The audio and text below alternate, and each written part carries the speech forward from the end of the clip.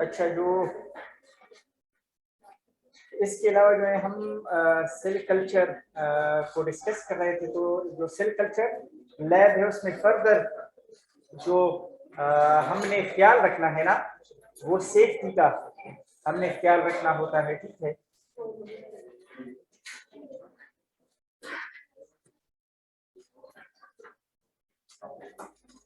अच्छा, यानी इसमें यह है कि फॉर एग्जाम्पल जो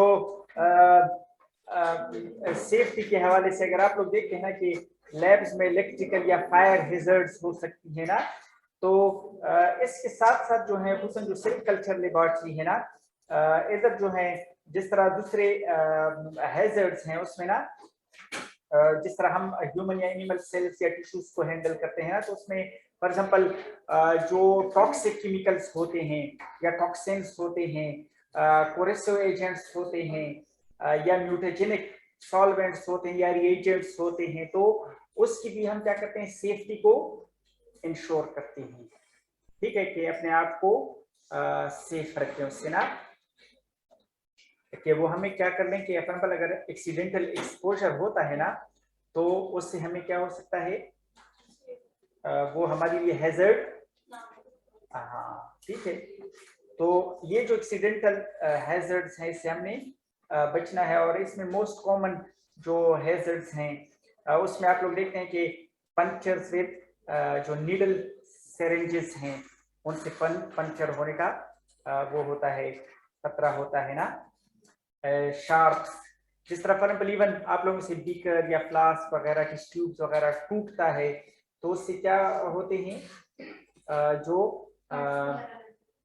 हाँ, तो वो जो पीसेस है ना, ग्लास पीसेस जो आप से टूट जाते हैं, तो वो क्या है, वो भी हैजर्ड्स हैं, क्योंकि वो शार्प जो है आप लोग अगर गलती से भी जो है कोई इस पे पाँव रखता है, ठीक है, या आप उसको इवन उठाते भी हैं, ठीक है, इमरजेंसी में, तो वो उससे आपका जो है वो फिंगर्स हैं, हाथ है, उससे जख्मी हो सकता है। ठीक है, या इवन स्पेल्स होती हैं जिसमें even chemical spells, microbiological spells, ठीक है, तो जिस तरह आप लोगों का एक सैंपल है आप लेके आए हैं ना, क्लिनिकल सैंपल है, वो आपसे गिर जाता है, ठीक है, तो ये एक स्पेल है, इसको जो है आपने क्या करना है, साफ करना होता है। ठीक है, अब उनके लिए प्रोटोकॉल्स हम फॉलो करते हैं कि अगर कोई स्पेल है तो उसको हमने किस तरह रिमूव करना होता है, ठीक है, या हैंडल करना होता है। Splashes on skin and mucous membranes, ठीक है, जो उससे जो है ड्रॉपलेट्स जनरेट होती हैं, ठीक है। अब अगर केमिकल है तो आपने ख्याल रखना है कि आपके स्किन को खराब ना कर दें, ठीक है, या अगर फॉर एग्जाम्पल वो माइक्रोबायोलॉजिकल है तो ये ख्याल रखना है कि कहीं कट्स वगैरह तो नहीं है आपकी स्किन पे, ठीक है, जिसमें वो आपका बोन्स जो है वो कंटेमिनेट हो जाए उससे ना, तो इसका ख्याल रखना है। ठीक है, या इवन जो दूसरे है जिस तरह for example injection to mouth pipetting, ये प्रोहिबिटेड है, ठीक है, तो इसके अलावा inhalation exposure to infectious aerosols, ठीक है, तो जो हुसन जो ये अभी अब आगे भी इसको डिस्कस करेंगे, जो इन्फेक्शियस एरोसोल्स होती है ना या ड्रॉपलेट्स होती हैं, वैसे आप लोगों को उसका आइडिया होगा, उसको जो है हम किस लेवल में ट्रीट करते हैं। जिस तरह हमारे पास 4 लेवल्स है ना बायोसेफ्टी के, तो जो इन्फेक्शियस एरोसोल्स हैं उसको हम किस लेवल पे ट्रीट करते हैं, 1 में, 2 में, 3 में या 4 में? हाँ, जो बायोरोसोल्स होते हैं ना। अच्छा, ये हम आगे डिस्कस करेंगे, ये पॉइंट आप लोग ध्यान में रख लें। ऐसे किसको आइडिया है इसका? 3 और 4 और 2 पे। अच्छा, ठीक है, ये पॉइंट हम ध्यान में रख लें, ठीक है। अच्छा, इसके अलावा जो है इसके अलावा जो बायोसेफ्टी प्रोग्राम्स हैं उनका जो मेन ऑब्जेक्टिव है वो क्या है बायोसेफ्टी प्रोग्राम्स का? टू रिड्यूस और eliminate exposure of the laboratory workers.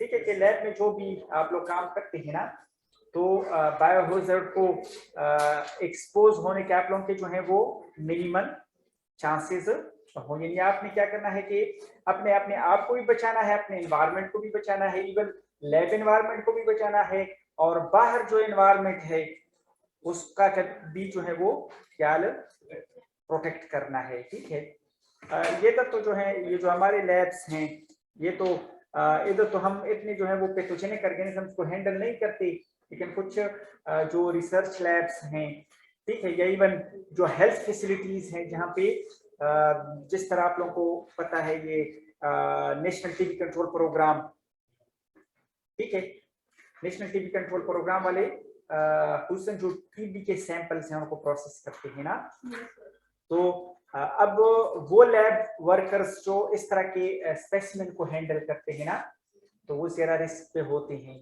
ठीक है, तो उन्होंने स्ट्रिक्टली ये प्रोटोकॉल्स फॉलो करने होते हैं। इवन अगर आप गलती करते हैं तो उनके चांसेस फिर क्या हो सकते हैं, वल्नरेबल हो सकते हैं, आप रिस्क पे हो सकते हैं। इवन अगर आप हेपेटाइटिस बी सी के पेशेंट का जो है वो ब्लड सैंपल प्रोसेस करते हैं और कोई कंटेमिनेटेड नीडल है, अब उससे जो प्रिकिंग होती है, तो अगर वो प्रिकिंग होती है तो आप रिस्क पे हैं। ठीक है, तो इस तरह की जो है वो हम उसका ज्यादा ख्याल रखते हैं, और स्टैंडर्ड जो प्रोटोकॉल्स हैं, मेथोडोलॉजिकल प्रैक्टिसेस हैं, टेक्निक्स हैं, उसको फॉलो करते हैं। ठीक है, अच्छा, फिर जो सेफ्टी लेवल्स हैं, सेफ्टी लेवल, अब यूएस में जो हुसैन जो उनका बायोसेफ्टी और मेटाबॉलिकल एंड बायोलॉजिकल लेबोरेटरीज जो हैं वो जो फॉलो करते हैं ना बायोसेफ्टी गाइडलाइंस, वो उनके बायोसेफ्टी गाइडलाइंस जो है वो क्या है, biosafety and microbiological and biomedical laboratories, वो उनके लिए प्रॉपर गाइडलाइंस है, वो इनको क्या करते हैं, फॉलो करते हैं। और ये कहते हैं कि ये जो centre of disease control and prevention है सीडीसी और NIH national institute of health ना, ये उनको क्या करते हैं, ये गाइडलाइंस प्रोवाइड करते हैं। ठीक है, जिस तरह हमारा एनआईएच है, हमारा एनआईएच कहाँ पे है, national institute of health Islamabad में। अच्छा, उनके सब सेंटर्स होंगे, लेकिन मेन जो है वो इस्लामाबाद में है NIH, national institute of health. ठीक है, और इसके अलावा पाकिस्तान में जो है जो बायोसेफ्टी गाइडलाइंस हैं, ठीक है, ये किस नाम से हैं,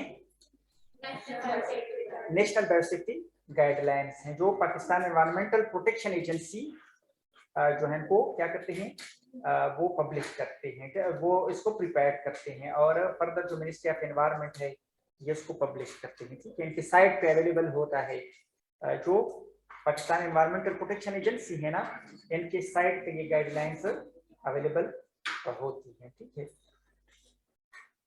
अच्छा, तो जो बायोसेफ्टी जो प्रिंसिपल्स हैं बायोसेफ्टी के ना, ये बेसिकली क्या है, कंटेनमेंट। अब जो कंटेनमेंट है बायोसेफ्टी लैब्स में, कंटेनमेंट का वर्ड आता है, कंटेनमेंट का क्या मतलब होता है, safe method for managing infectious agent in the laboratory environment। ठीक है, यानी जब आप इन्फेक्शियस एजेंट्स को लैब में हैंडल करते हैं तो उसके ये जो सेफ मेथड होती है, किस तरह आप सेफली उसको हैंडल कर सकते हैं। ठीक है, तो ये क्या है, यानी अपने आप को भी बचाना, अपने एनवायरनमेंट को भी बचाना, अपने फेलोज को भी बचाना। ठीक है, उनकी सेफ्टी को इंश्योर करना, तो ये क्या है, कंटेनमेंट है। ठीक है, अब प्राइमरी जो कंटेनमेंट है वो क्या है, protection of personal and the immediate laboratory environment. आप खुद काम कर रहे हैं, अपने आप को भी सेफ रखना है और अपने लैब एनवायरनमेंट को भी सेफ रखना है, क्योंकि अगर आप मिस हैंडलिंग करेंगे तो जो दूसरे कोलीग्स हैं लैब में, जो वर्कर्स हैं या लैब एनवायरनमेंट है, वो क्या होगा, रिस्क पे होगा। जिस तरह फॉर एग्जांपल कुछ इस तरह के केमिकल्स हैं जो जिनकी फ्यूम्स जनरेट होती हैं, जिस तरह फॉर एग्जांपल HCl है, क्लोरोफॉर्म है, उसकी फ्यूम्स जनरेट होते हैं, वो टॉक्सिक होते हैं। ठीक है, अब आप उसका जो है ढक्कन खोल लेते हैं, लिड हटा लेते हैं और एकदम से भूल भी जाते हैं, जो क्लोरोफॉर्म है, HCl है, वो वोलेटाइल है ना, एनवायरमेंट में स्प्रेड होते हैं, वोलेटाइल हैं, गैस में चेंज हो जाते हैं। तो अब पूरे एनवायरमेंट की क्या होगा, रिस्क पे होगा कि नहीं? वो टॉक्सिक है, कार्सिनोजेनिक है, ठीक है, इवन लंग कैंसर काज करता है। तो ये जो है इस तरह केमिकल्स को अगर हम हैंडल करते हैं तो जो वोलेटाइल है, जो वेपर्स में चेंज होते हैं, तो उसको हम कहाँ पे हैंडल करते हैं? उनके लिए लैब्स में क्या होते हैं, उनको क्या कहते हैं नाम?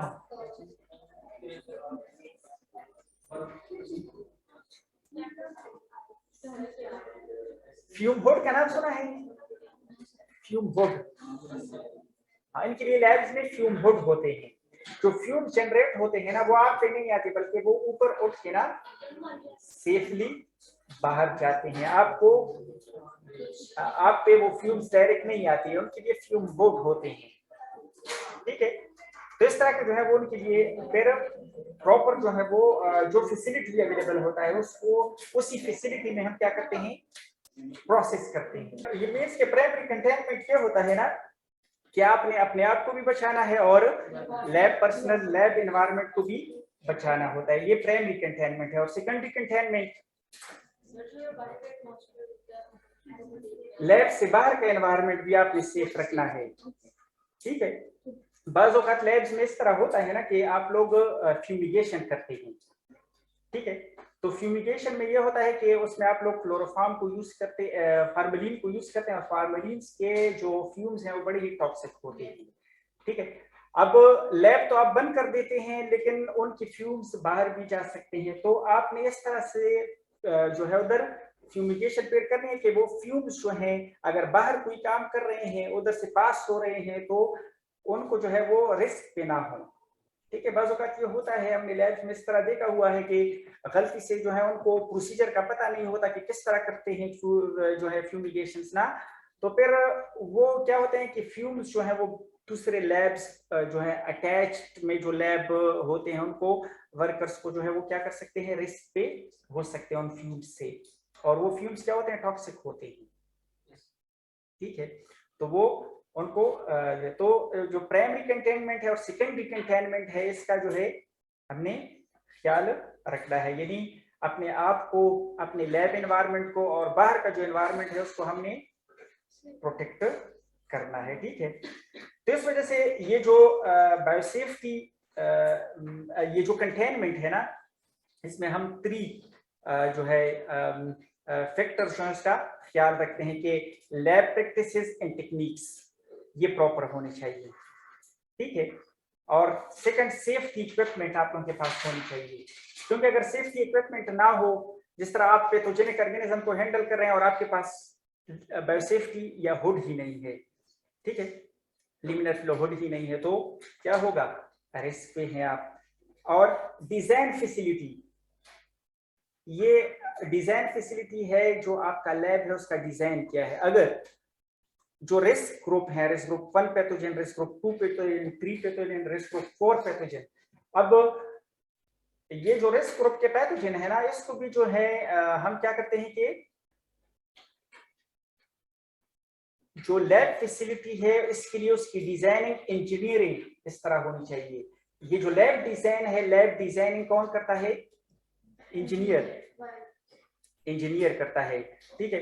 अब फॉर एग्जांपल लेवल 1 है, उसके लिए इतने ज्यादा कॉम्प्लिकेशंस या ज्यादा प्रोटोकॉल चाहिए नहीं होते, सिंपल होता है, क्योंकि उसमें हम उस पैथोजन को हैंडल करते हैं जिनका रिस्क ग्रुप बहुत ही लो होता है, मींस के रेयरली जो है वो हेल्दी इंडिविजुअल्स को इन्फेक्ट करते हैं। इस तरह के जो है वो ऑर्गेनिजम्स होते हैं, या इस तरह के जो है वो केमिकल्स वगैरह होते हैं ना, कि रेयरली जो है वो इन्फेक्शन काज कर देते हैं या टॉक्सिसिटी काज करते हैं।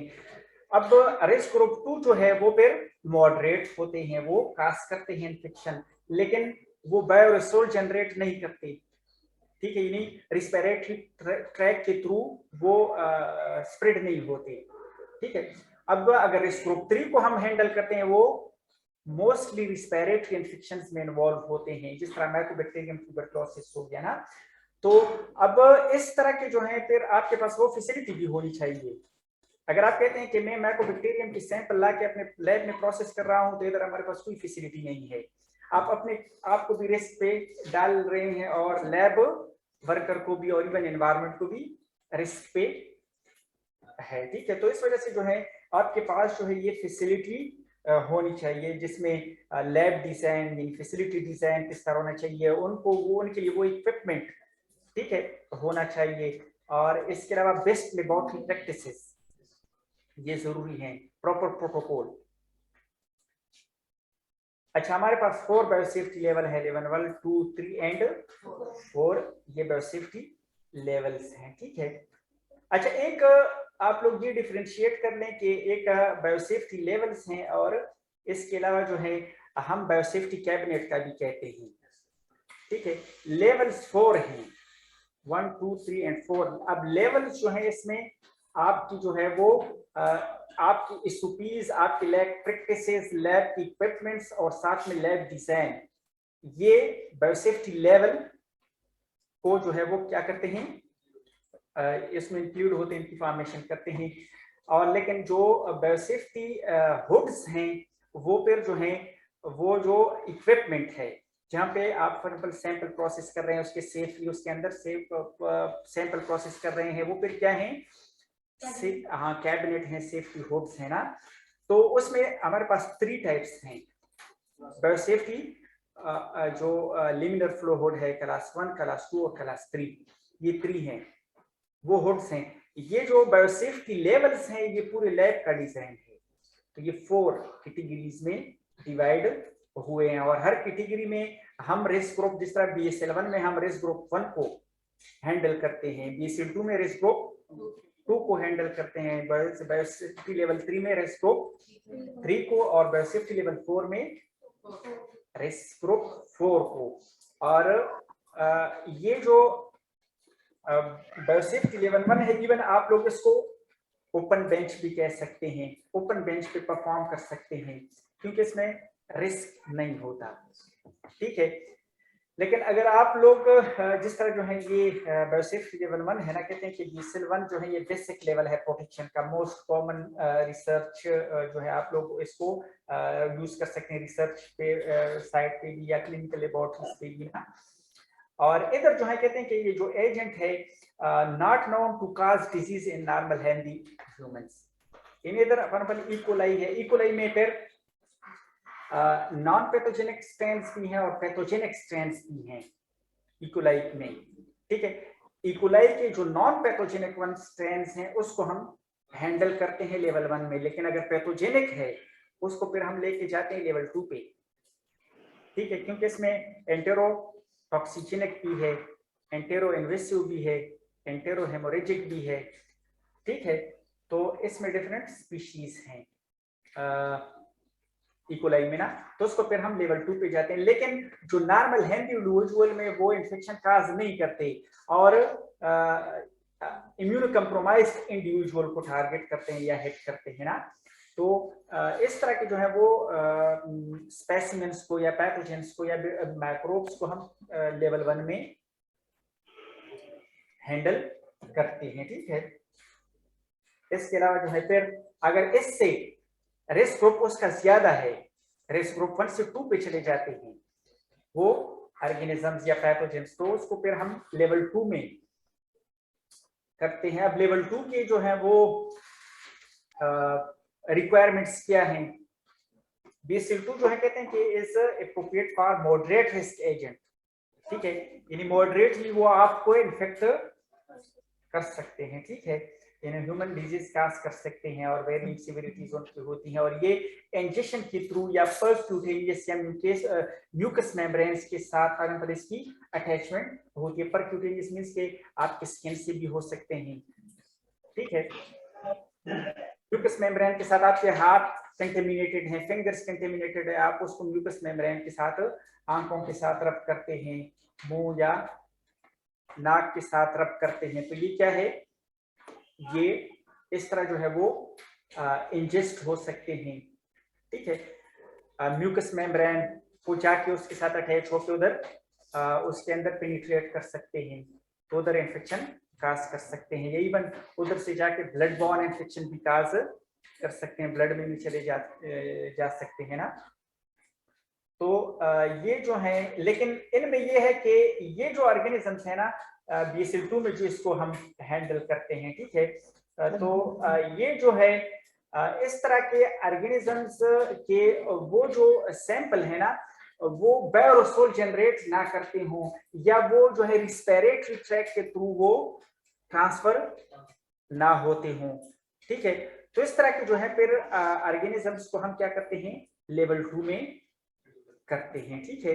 लेकिन अगर वो पैथोजन रिस्पिरेटरी ट्रैक के थ्रू जिसके फॉर बायोरोसोल जनरेट होते हैं, और वो बायोरोसोल जो है आपकी रिस्पिरेटरी ट्रैक के थ्रू जाके अपर रिस्पिरेटरी ट्रैक को इन्फेक्ट कर सकते हैं या लंग्स को इन्फेक्ट कर सकते हैं, जिस तरह टीबी हो गया, तो उसको फिर हम क्या करते हैं, लेवल 3 पे लेके जाते हैं, ठीक है। और कहते हैं कि ये इंडिजिनस या फॉर एग्जांपल एक्सोटिक एजेंट बाहर से आते हैं, ठीक है, कि वो उस एरिया में एंडेमिक ना हो, ठीक है, उस एरिया में ना हो, बाहर से आते हो। जिस तरह आप बाहर से क्लिनिकल सैंपल, पैथोजेनिक सैंपल लेके आते हैं, या एक इंडिविजुअल है वो एक एरिया से आता है जहाँ पे वो कॉमन है वो इन्फेक्शन, और वो दूसरे एरिया में आता है जहाँ पे वो इन्फेक्शन नहीं है, तो वो अपने साथ लेके आता है। या किसी कंट्री से बाहर से, जिस तरह अब कोरोना था, चाइना से जो इंडिविजुअल आ रहे थे, या दूसरी कंट्रीज जो जहाँ पे ये आउटब्रेक आया था या एपिडेमिक आया था, तो वो अपने साथ लेके आए ना। तो ये इस तरह के बाहर से आते हैं, तो इसको क्या कहते हैं, कौन से एजेंट, एक्सोटिक एजेंट, जो नेटिव नहीं होते, ठीक है, बाहर से लेके, ठीक है। तो ये कहते हैं कि ये फिर क्या करते हैं, potential for aerosol transmission, aerosol के थ्रू ट्रांसमिट होते हैं, और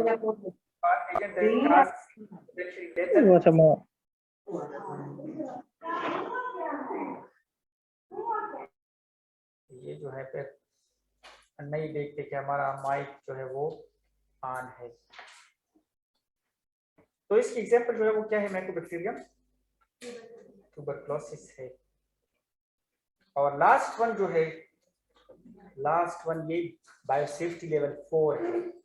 अच्छा, इसके अलावा ना ये जो 3 लेवल हमने पढ़े, लेवल 1, लेवल 2, लेवल 3, इसके लिए ट्रीटमेंट या प्रिवेंटिव मेजर्स जो है वो क्या होते हैं, अवेलेबल है, ठीक है। लेकिन लेवल 4 रिस्क 4 के जो एजेंट हैं, इनके लिए फिर प्रिवेंटिव मेजर्स या वैक्सीनेशंस या ट्रीटमेंट फिर अवेलेबल नहीं होता, तो ये बहुत ही रिस्की होते हैं, तो इसको हम लेवल 4 पे जाके ट्रीट करते हैं। और इसके लिए कौन सा बायोसेफ्टी कैबिनेट आप लोग यूज करते हैं, 3। क्या करते हैं कि लाइफ थ्रेटनिंग डिजीज जो एजेंट काज करते हैं उसको हैंडल करते हैं, ठीक है। ये हाईली रिस्ट्रिक्टेड जो है कंटेनमेंट लेबोरेटरीज होती हैं, जिस तरह एबोला वायरस जो है इसको हम